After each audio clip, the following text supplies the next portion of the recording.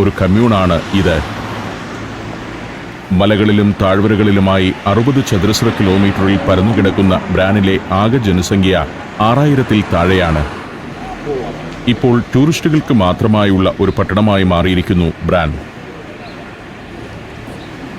വിവിധ വിഭവങ്ങൾ ലഭിക്കുന്ന ധാരാളം റെസ്റ്റോറൻറ്റുകൾ, നിരവധി മുറികളുള്ള ഹോട്ടലുകൾ, പഴങ്ങൾ മുതൽ കരകൗശല വസ്തുക്കൾ വരെ നിരത്തിവച്ചിരിക്കുന്ന വഴിയോര കച്ചവടക്കാർ എന്നിങ്ങനെ ടൂറിസത്തെ ഉപജീവിക്കുന്ന കാഴ്ചകളാണ് ഈ പട്ടണത്തിൽ എങ്ങുമുള്ളത്.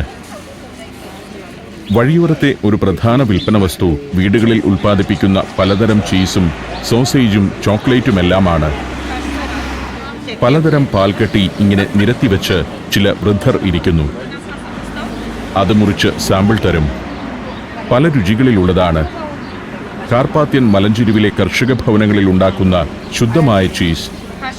പലരും രുചി പരിശോധിക്കുന്നുണ്ട്. ഞാനും ചിലതൊക്കെ ടേസ്റ്റ് ചെയ്തു. നല്ല രുചിയാണ്. പക്ഷേ അത് വാങ്ങുക എൻ്റെ ലക്ഷ്യമല്ല. നടത്തം തുടരുകയാണ്. അങ്ങ് ദൂരെ മലഞ്ചെരുവിൽ ബ്രാൻ കാസിൽ കാണാം. ബ്രാൻ പട്ടണത്തിൻ്റെ